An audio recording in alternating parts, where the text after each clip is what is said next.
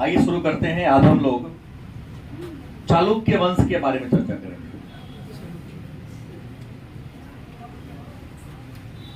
चालुक्य वंश। चालुक्य कौन थे, कहां इनका मूल निवास स्थान था, इसके बारे में विद्वान एक मत नहीं है, विवाद का मुद्दा है। चालुक्यों के बारे में, इनके जाति के बारे में, इनकी उत्पत्ति के बारे में बड़ा ही विवाद का मुद्दा है। अलग अलग विद्वान चालुक्यों के बारे में अलग अलग जाति, अलग अलग वर्ण और अलग अलग निवास स्थान को बताते हैं। लेकिन चालुक्यों के बारे में वराह मिहिर की बात कर ले तो वराह मिहिर ने एक पुस्तक लिखी थी जिनका नाम था बृहत संहिता। बृहत संहिता, हालांकि बृहत संहिता खगोल शास्त्र की पुस्तक है। बृहत संहिता बराहमिहिर के द्वारा लिखा गया है। बराहमिहिर स्वयं एक खगोल शास्त्री थे, मगध के निवासी थे, लेकिन बाद में कहां चले गए? उज्जैन चले गए। तो बराहमिहिर खगोल शास्त्री थे। उन्होंने खगोल विज्ञान पर बृहत संहिता नामक किताब लिखा था। बृहत संहिता नामक पुस्तक में बराहमिहिर ने लिखा है कि चालुक्य शूलक जाति के थे।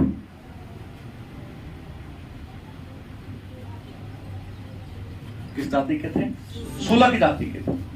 इसके अलावा पृथ्वीराज रासो का नाम आपने सुना होगा। पृथ्वी राज रासो, इसकी रचना पृथ्वीराज चौहान के दरबारी कवि या उनके मित्र चंद्रवरदाई ने किया है। चंद्रवरदाई की रचना है और चंद्रवरदाई ने अपनी पुस्तक पृथ्वीराज रासो में चालुक्यों की उत्पत्ति राजपूत कुल से माना है। मतलब किससे माना है? राजपूत, मतलब राजा महाराजा के क्या थे? ये पुत्र थे, मतलब राजपूत थे। तीसरा सिद्धांत इनके बारे में कहा जाता है, आपको बता दें चालुक्य की उत्पत्ति के बारे में विक्रमांक देवचरित, विक्रमांक देवचरित एक पुस्तक है। रचना किसने किया था? बिलहन ने किया था। इसमें इन्होंने लिखा है कि माउंट आबू पर्वत पर वशिष्ठ ऋषि के द्वारा, माउंट आबू पर्वत जो राजस्थान में है, उस राजस्थान पर में स्थित माउंट आबू पर्वत पर वशिष्ठ मुनि ने क्या क्या यज्ञ किया था। उस यज्ञ के अग्नि कुंड से 4 महापुरुष पैदा लिए थे। उन्हीं चारों महापुरुष को क्या कहते हैं? अग्निकुला राजपूत, जिनके बारे में चर्चा हम लोग कल के क्लास में करेंगे, राजपूतों के बारे में। तो अग्निकुला राजपूत मानते हैं इसको, मतलब अग्निकुल से उत्पन्न, अग्नि कुल से उत्पन्न राजपूत इनको माना जाता है। और कुछ विद्वान कहते हैं कि ब्रह्मा के चूलक से, अर्थात कमंडल से, कमंडल जो पानी था छिड़क दिया, ब्रह्मा के चूलक से, कमंडल से पानी गिर गया, उससे कुछ लोग उत्पन्न हो गए। उसी चूलक से चालुक्य जाति की क्या हुई है? उत्पत्ति हुई है। अब हम इस पर मुद्दा पर नहीं आएंगे, क्योंकि इतिहास में कई ऐसे जगह हैं, कई ऐसे मुद्दा हैं, कई ऐसे तर्क हैं जो विवाद का कारण बनता है। अब पानी से हो कि ना हो, मेरे मन की बात नहीं, लेकिन आपको जानना पड़ेगा ब्रह्मा के चूलक से। इस बात का विक्रमांक देव भी चर्चा किए हुए हैं कि ब्रह्मा के चूलक से, अर्थात कमंडल से कुछ जल छिलका, उसी से कुछ मानव की उत्पत्ति हो गई, जो क्या कहलाए? चालुक्य कहलाए। भारत में चालुक्यों की शाखा की बात करें, चालुक्यों की अगर हम शाखा की बात करें तो भारत में चालुक्यों की 3 शाखा है। सही बात है ना? चालुक्यों की कितनी शाखा है? तो भारत में चालुक्यों के 3 शाखा हैं। पहला है वातापी, वातापी, इसको आप वादामी भी कह सकते हैं, के चालुक्य।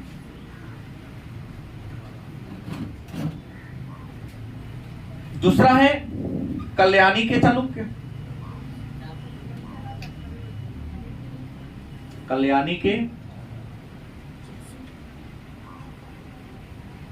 और तीसरा वेंगी के चालुक्य।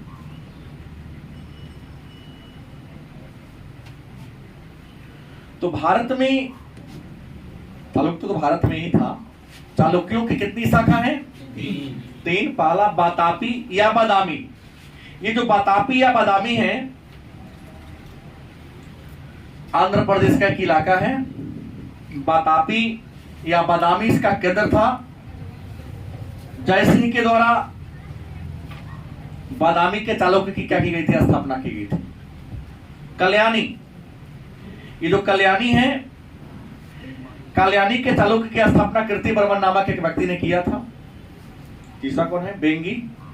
और ये जो बेंगी के चालुक्य हैं, यह पुलकेशिन द्वितीय के द्वारा 615 ईस्वी के आसपास इसकी स्थापना की गई थी। मूल चालुक्य वातापी या बादामी ही हैं।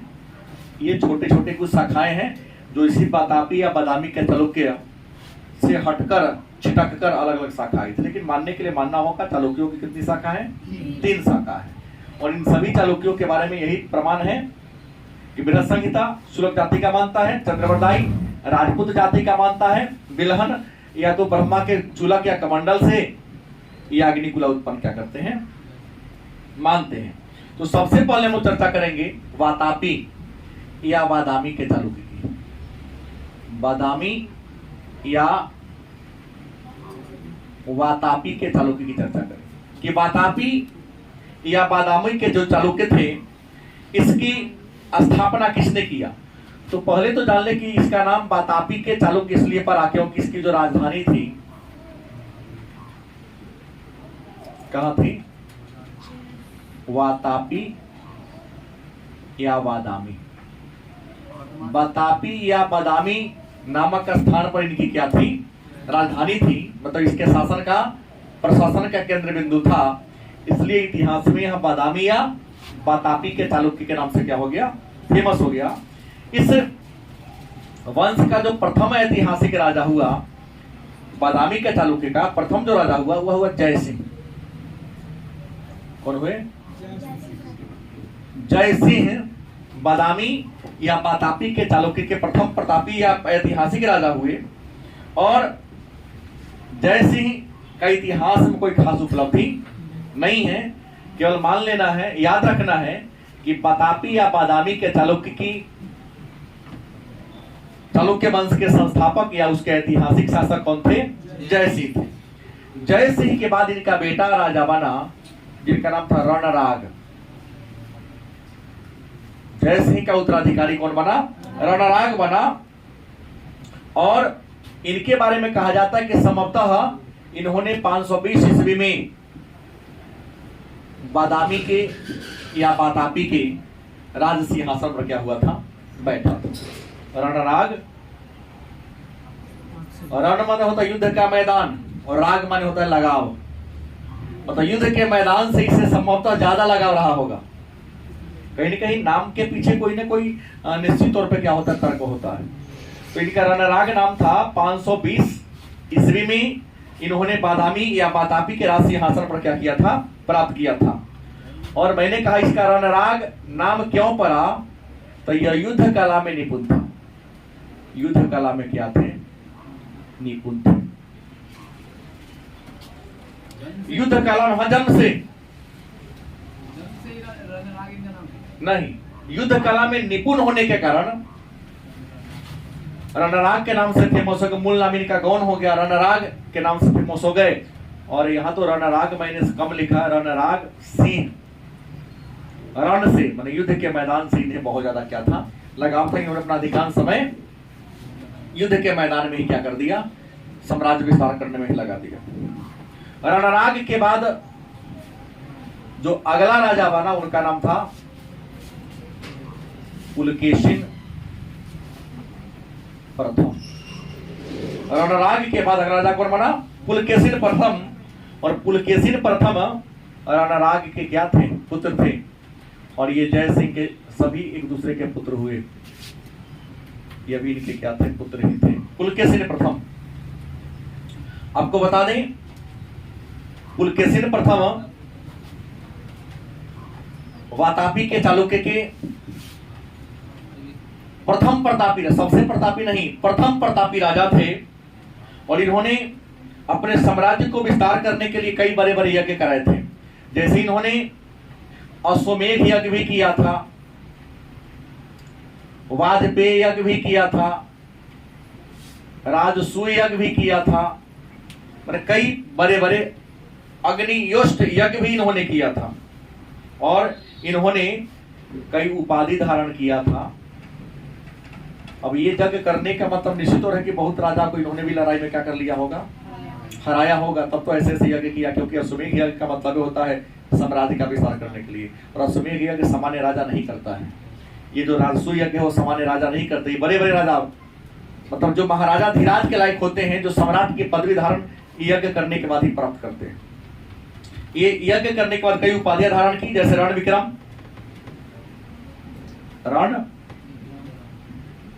की उपाधि धारण की। इसके अलावा इन्हें सत्याश्रय भी कहा जाता है। इन्हें सत्याश्रय की उपाधि धारण की। और धर्म महाराज, इन्होंने धर्म महाराज की भी उपाधि धारण किया था। पुलकेशिन प्रथम के मरने के बाद इसका बेटा राजा बना, जिनका नाम था कीर्तिवर्मन। पुलकेशिन प्रथम के बाद इनका बेटा राजा बना, जिनका नाम क्या था? कीर्तिवर्मन प्रथम। और कीर्तिवर्मन प्रथम जब गद्दी पर बैठा तो इनके बारे में ज्यादा इतिहास में चर्चा नहीं किया गया है, क्योंकि युद्ध कला में ज्यादा न निपुण थे और साम्राज्य विस्तार में इनकी कोई खास रुचि नहीं थी। लेकिन एक काम इन्होंने किया था कि इनके पिता या इनके पूर्वजों ने जिस राज्य को जीतकर बादामी के चालुक्य के अधीन किया था, उसे सुरक्षा प्रदान करने का क्या किया था? काम किया था। मतलब जो इनके पास राज्य था, उस राज्य में छोटा सा भी कमी होने, अपने राज्य की सुरक्षा किया। विदेशी राज्य को जीतकर अपने राज्य में मिलाया नहीं, तो अपने राज्य के सीमा में भी कमी होने का प्रयास नहीं किया। इसलिए इन्हें पृथ्वीवल्लाल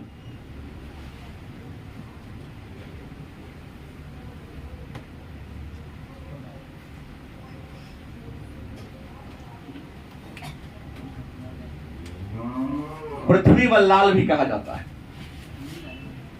और पृथ्वी बल्लाल के साथ साथ इन्होंने अपने पिता की तरह सत्याश्रय की उपाधि धारण किया, क्योंकि सत्य के आधार पर इन्होंने राज्य का स्थापना किया। किसी से छल पूर्वक उसके राज्य को जीतने का प्रयास यह कदापि नहीं किया। कहा जाता है कीर्तिवर्मन सिंहासन पर बीमार पड़ गया और अचानक इनकी क्या हो गई? मृत्यु हो जाती है। मतलब अकाल मृत्यु कह सकते हैं इनकी। अकाल मृत्यु, मरने का उम्र नहीं था, बीमारी हुआ, उस बीमारी से इनकी क्या होती है? मृत्यु हो जाती है। जिस समय कीर्तिवर्मन की मृत्यु हुई उस समय इनका बेटा अल्पवयस्क था, मतलब बहुत छोटा था, राजा बनने के लायक नहीं था। तो कीर्तिवर्मन ने अपने भाई को राजा बना दिया। इनके भाई का नाम क्या था? मंगलेश। घोषित कर दिया कि तुम राज सिंहासन को संभालो, जब मेरा बेटा बड़ा होगा तो उसके सत्ता को क्या कर देना? वापस कर देना। तो कीर्तिवर्मन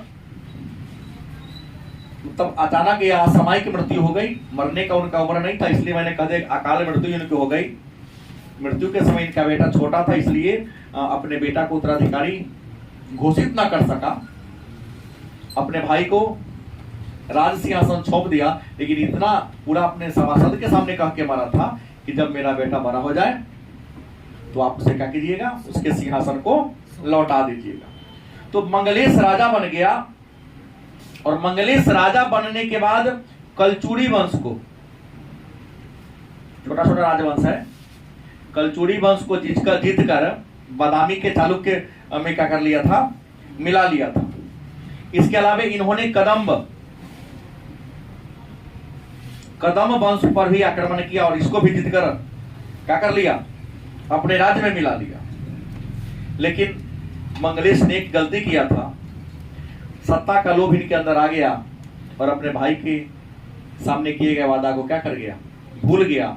मंगलेश अपना उत्तराधिकारी अपने बेटा को बनाना चाहता था कि मेरे मरने के बाद हमारा बेटा ही क्या बने, राजा बने। इस बात की जानकारी कीर्तिवर्मन के बेटा को हो गई और इस कीर्तिवर्मन का जो बेटा था उसका नाम था पुलकेशिन द्वितीय। क्या नाम था, पुलकेशिन सेकेंड। ये कीर्तिवर्मन का क्या था, बेटा था। तो कीर्तिवर्मन ने अपने भाई को बनाया क्योंकि पुलकेशिन द्वितीय क्या था, अल्पवयस्क था। लेकिन मंगलेश कलचुरी को जीत लिया, कदम को समूल नष्ट करके उसके राज्य को अपने चालुक्य वंश में मिला लिया। इससे लगा कि हमारी ताकत तो ज्यादा हो गई, हमारे सभासद हम हमारे बात का विरोध नहीं करेंगे, तो अपने बेटा को उत्तराधिकारी घोषित किया। परिणाम क्या हुआ, पुलकेशिन द्वितीय ने मंगलेश की क्या कर दी, हत्या कर दी। और हत्या करके राज सत्ता को क्या कर लिया, राज सिंहासन को क्या कर लिया, प्राप्त कर लिया। कहा जाता है कि पुलकेशिन द्वितीय के बारे में कि इसने अपने चाचा मंगलेश की हत्या करके सत्ता को प्राप्त किया था। नाजायज भी था, लेकिन राजनीतिक दृष्टिकोण से नाजायज नहीं था। 70% क्या था, जायज था, क्योंकि कीर्तिवर्मन का वास्तविक उत्तराधिकारी यही था। तो टेम्पररी अस्थायी रूप से क्या थे, राजा थे। शायद महाभारत की घटना से यह मिलता जुलता है, क्योंकि पांडु ने धृतराष्ट्र को इसलिए राजा के पद पर बिठाया क्योंकि पांडु के पुत्र अल्पवयस्क थे। और जब धृतराष्ट्र राज्य सत्ता को प्राप्त कर लिया तो उनके अंदर भी सत्ता का मोह आ गया, और सत्ता का मोह ही महाभारत के युद्ध और कौरवों के पतन का मूल कारण होता है। तो पुलकेशिन द्वितीय राजा बना, और पुलकेशिन द्वितीय के बारे में कहा जाता है 609 ईस्वी से 609 ईस्वी से 643 ईस्वी तक इन्होंने क्या किया था, राज किया था। नहीं, 609 ईस्वी में पुलकेशिन द्वितीय का राज्याभिषेक हुआ था, राज्यारोहण हुआ था, और 642 या 43 ईस्वी में इनकी मृत्यु हुई थी। लेकिन एक बात आप लोगों से मैं पूछना चाहूंगा कि मैंने कहा 609 ईस्वी में पुलकेशिन द्वितीय का राज्याभिषेक हुआ, और आप लोग होशियार में से हमको लगते हैं एक राजा था भारत में जिनका 6 से 6 ईस्वी में राज्याभिषेक हुआ था, बड़ा फेमस राजा। मैं पढ़ाया नहीं हूं, लेकिन आप लोग तो पढ़े होंगे। आप 3 आदमी 4 आदमी, सॉरी, तुम बता सकते हो, बोलो। वेरी गुड, हाँ, हर्षवर्धन का राज्याभिषेक 6 से 6 ईस्वी में हुआ था। लगभग दोनों क्या थे, समकालीन थे। तो हमने कहा पुलकेशिन द्वितीय अपने चाचा मंगलेश की हत्या करके सत्ता को प्राप्त किया। इनका राज्याभिषेक 6 से 9 ईस्वी में हुआ, और 6 से 9 ईस्वी से 6 से 43 ईस्वी तक इन्होंने क्या किया, सत्ता को प्राप्त किया। इन्होंने उपाधि धारण किया था कई, और इनके द्वारा धारण किया गया प्रमुख उपाधि में पहला सत्याश्रय एक कॉमन था। बादामी के या बातापी के चालुक्यों की कॉमन उपाधि क्या थी, सत्याश्रय। दूसरा पृथ्वी बल्लाल,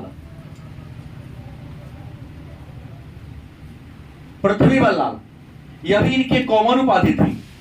और तीसरा उपाधि इन्होंने रखा था महाराज। महाराज की उपाधि इन्होंने क्या किया था, धारण किया था। इसके अलावा पुलकेशिन द्वितीय ने भी कदम्बों को जीत लिया। और कदम्ब राजवंश की राजधानी कहां थी, बताएंगे कोई आदमी? कदम्ब राजवंश की राजधानी नहीं, वनवासी। हाँ, कदम्बों की राजधानी वनवासी को जीतकर अपने चालुक्य वंश में क्या कर लेता है, मिला लेता है। और आपको बता दें, पुलकेशिन द्वितीय ने इनको पल्लवों से संघर्ष हुआ था, याद होगा। पल्लवों से भी हम कल चर्चा किए थे कि पल्लव राजाओं से इनका क्या हुआ था, संघर्ष हुआ था। और पल्लव राजा से संघर्ष हुआ तो वहां पर क्या हुआ था, नरसिंह वर्मन प्रथम हराता है, इनको क्या कर देता है, हरा देता है। नरसिंह वर्मन प्रथम जो पल्लव वंश के क्या थे, राजा थे, इनको क्या कर देता है, इनके पीठ पर क्या अंकित कराता है, विजय शब्द। ये पल्लवों से संघर्ष किया, उसमें क्या हो गए, हार गए। और उसने इनके सब पीठ पर क्या लिख दिया था, इसने लिखा था उसके पीठ पर विजय। इसने लिखा ये स्वयं किसी से युद्ध में जल्दी हारा नहीं था, लेकिन उसे युद्ध में क्या हो गया था, हार गया था। तो इसने उसके पीठ पर क्या लिख दिया, विजय लिख दिया था। परमेश्वर उत्तरा पर स्वामी की भी उपाधि, इन्होंने एक और उपाधि पल्लवों से लारा लेकिन हारा, लेकिन इसके हारने के बाद एक और उपाधि धारण के, वातापी कोंड। वातापी कोंड की उपाधि इन्होंने क्या किया था, धारण किया था पल्लवों से संघर्ष के बाद। हालांकि हारा नहीं, क्यों नहीं कर सकता है, तो एक उपाधि अनेक राजा नहीं कर सकते। हमने तो यहाँ कहा कि सत्याश्रय पृथ्वी वाला लाल ही रखा। इन्होंने भी वातापी कोंड की क्या किया था, उपाधि धारण करने का काम किया था। और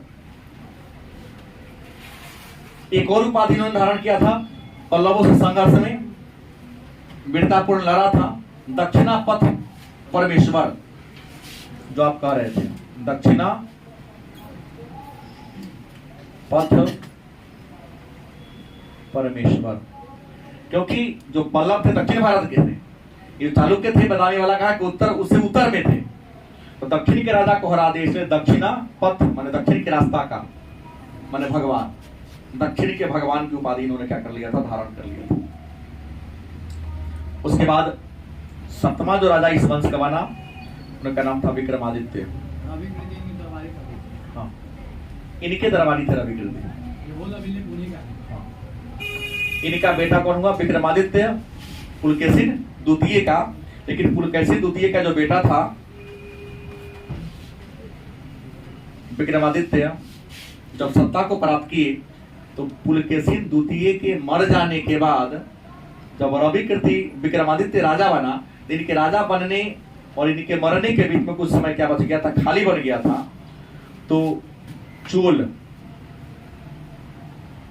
चेर, पांड्य, इन सब पर ही दबदबा जमा लिए थे। चोल, चेर, पांड्य, इन सब पर पुलकेशिन द्वितीय ने दबदबा जमा लिया था। सबको पराजित करके उसे अपना करद राज्य बना लिया था, मतलब करदाता बना लिया था, कर वसूलने वाला बना लिया था। तो विक्रमादित्य जब राजा बना, तो चोल भी स्वतंत्र अपने आप को कर लिया, चेर भी अपने आप को क्या कर लिया, स्वतंत्र कर लिया, और पांड्य भी अपने आप को क्या कर लिया, स्वतंत्र कर लिया। तो अपने पिता के द्वारा जीते गए क्षेत्र जब इनके हाथ से इनके राजा बनने के दौरान निकल गया, तो इन्होंने लड़ाई में चोल को हराया, चेर को हराया, और पुनः पांड्य को क्या कर दिया, हरा दिया। और हराने के बाद परम भट्टारक या सीधे भट्टारक, पृथ्वी, बल्लाल और महाराजा धीराज,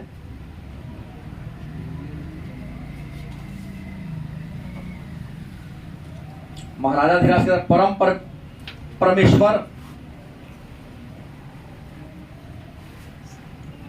रण रसिक,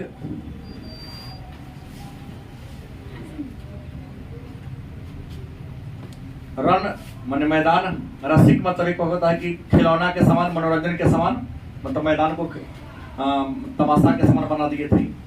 और युद्ध को जीतकर इन तीनों को हराकर ये सारी उपाधियां धारण किया था।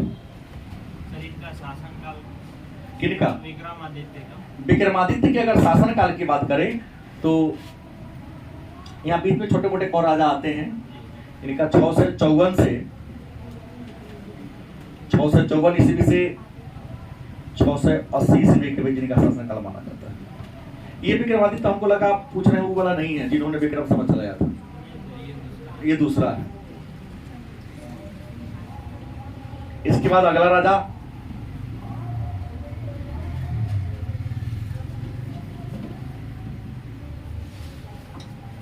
अगला जो राजा बने उनका नाम था विन्यादित्य, 8वां राजा। विनयादित्य। विनयादित्य बादामी के चालुक्य के 8वां राजा या यूं कह सकते हैं विक्रमादित्य के क्या थे, उत्तराधिकारी बने थे। और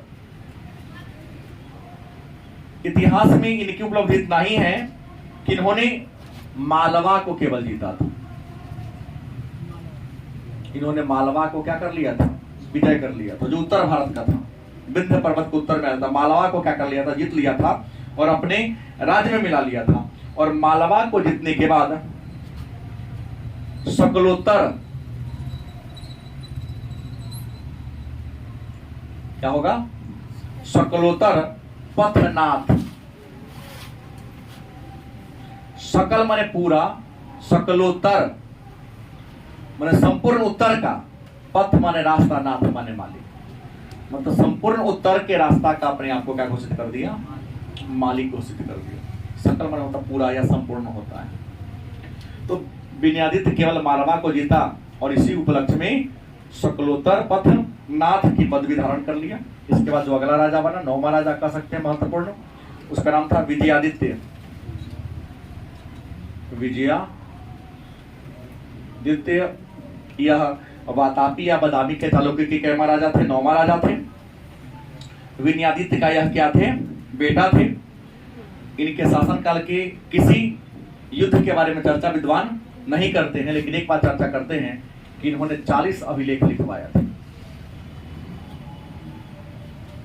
मतलब वातापी के या बादामी के चालुक्य में सबसे ज्यादा अभिलेख जारी करने वाला अगर कोई राजा था तो वह विजयादित्य था, क्योंकि इनके संपूर्ण मतलब दक्षिण भारत में लगभग 40 अभिलेख मिलते हैं। अगला राजा हुआ विक्रमादित्य का, विक्रमादित्य सेकेंड। पहले वाला नहीं लिखा, मतलब क्या था, प्रथम था।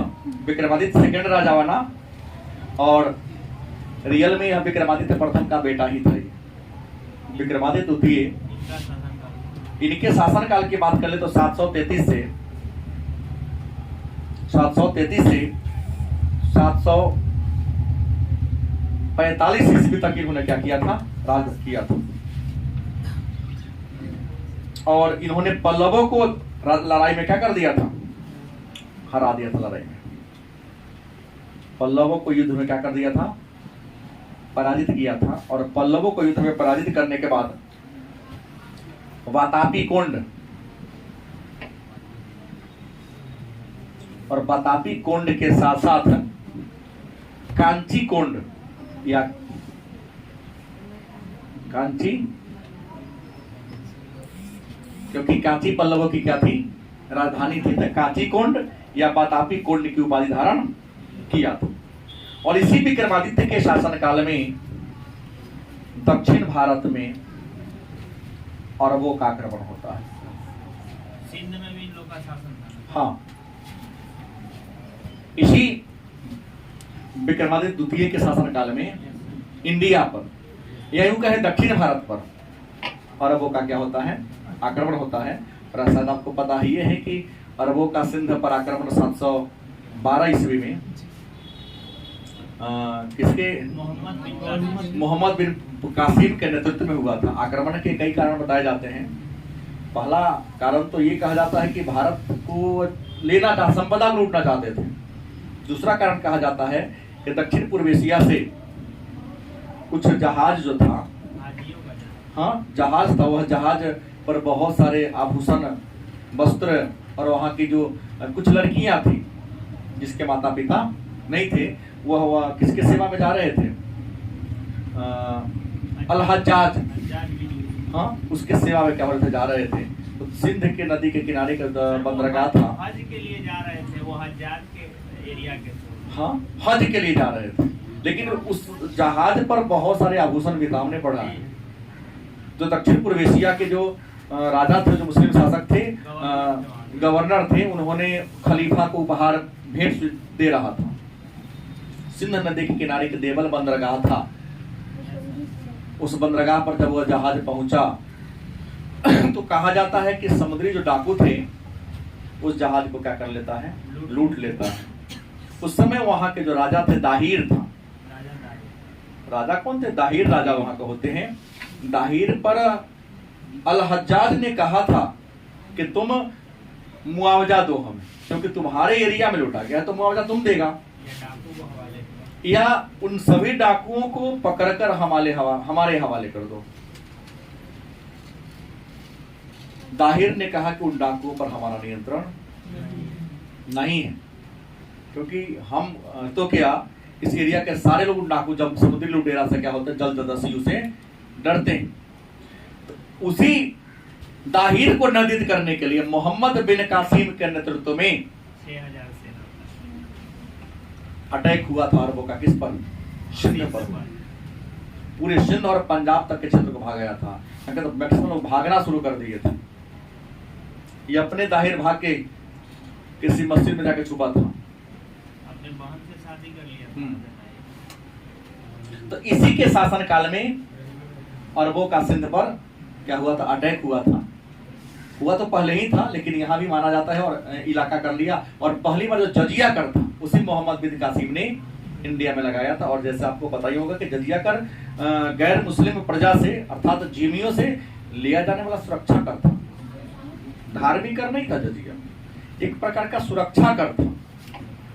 13% लिया जाता। अंदर आके बैठ जाइए, थोड़ी देर के बाद बात करेंगे।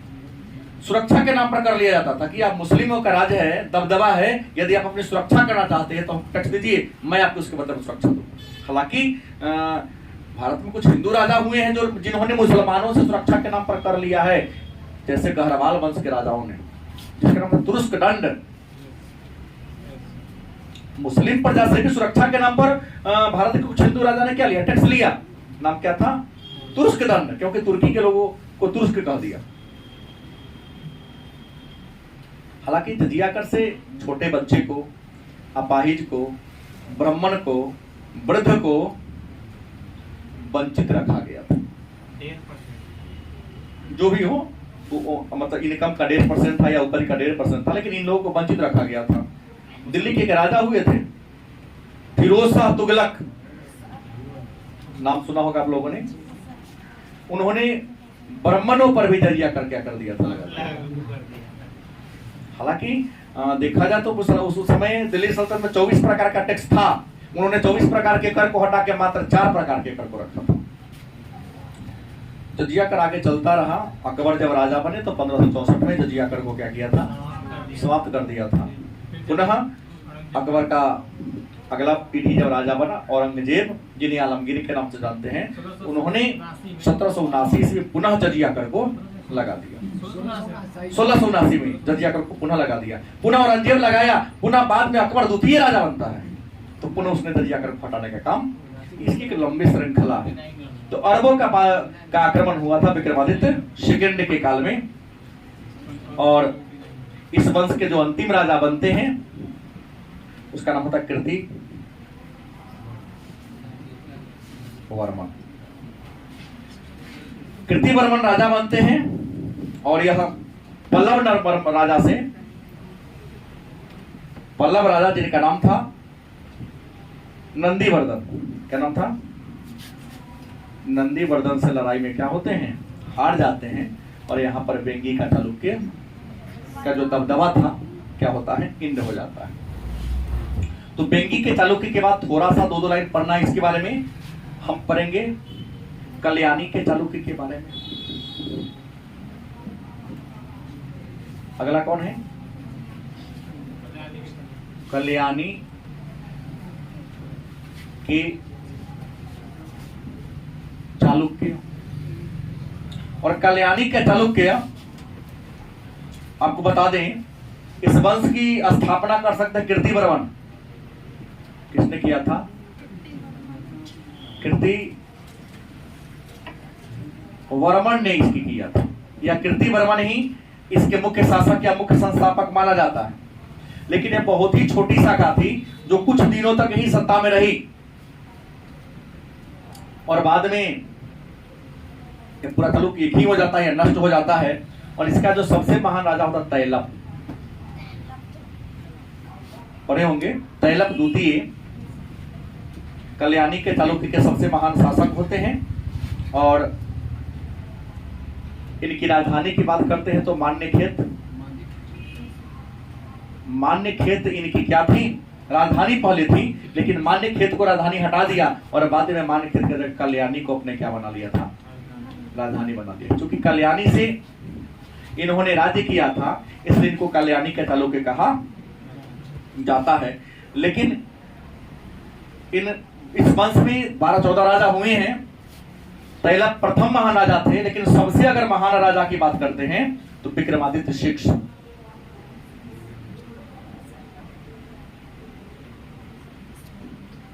विक्रमादित्य शिक्ष कल्याणी के चालुक्य के सबसे महान राजा हुए हैं, क्योंकि इन्हीं के दरबार में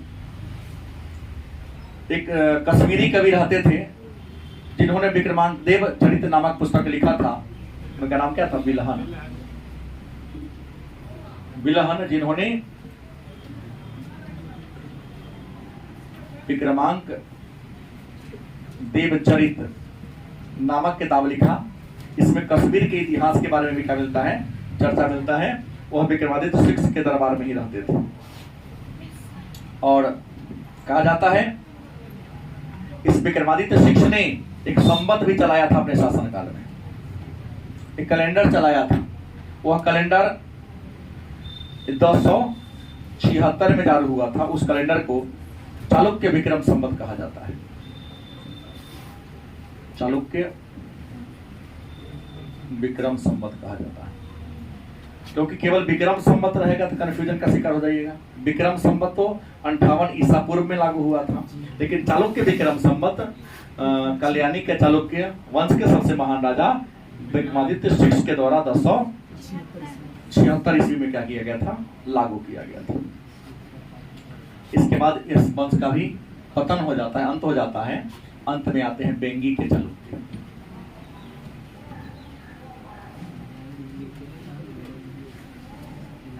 बेंगी के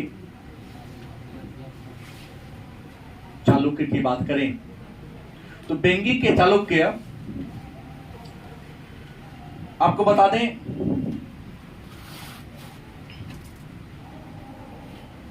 पुलकेशिन द्वितीय द्वारा जीते गए क्षेत्र, पुलकेशिन द्वितीय ने दक्षिण भारत में जो क्षेत्र जीत लिया था, उसी क्षेत्र को जीतकर पुलकेशिन द्वितीय का जो गवर्नर था, पुलकेशिन द्वितीय हमने कहा था बादामी के चालुक्य के सबसे महान राजा थे। उन्होंने दक्षिण भारत पर भी अटैक किया था, बाद में हारा, लेकिन पहले जीता भी था।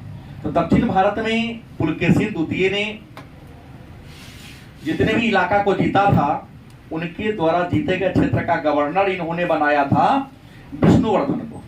किसको बनाया था, विष्णुवर्धन को अपना क्या बना लिया था, गवर्नर बना लिया था। तो इसी विष्णुवर्धन के द्वारा बेंगी नामक स्थान पर, कहा बेंगी नामक स्थान पर, या बेंगी को अपनी बना दिया, राजधानी बना दिया, और उसी बेंगी में चालुक्यों की नई शाखा का स्थापना कर दे, जिसका नाम क्या पड़ गया, बेंगी का चालुक्य बन गया। और इसमें भी कई शासक हुए, नाम सबका क्या होता है, सेम होता है, लेकिन इतिहास में जितना फेमस बादामी के चालुक्य हुआ, इन चालुक्यों को उतना ये नहीं हुआ। राष्ट्रकूट ने इनका क्या कर दिया था, राष्ट्रकूट वंश इसका अंत कर देता है। मतलब कुल मिलाकर के बादामी के चालुक्य ही फेमस है। और इसी बादामी के चालुक्य के जो महान शासक थे, उन्होंने अपने अलग अलग भूभाग प्रदेश के जो इलाका को जीता था, उसी इलाका को जीतकर इनके गवर्नर ने ही कल्याणी चाहे बेंगी के चालुक्य किया कर दिया था, स्थापना।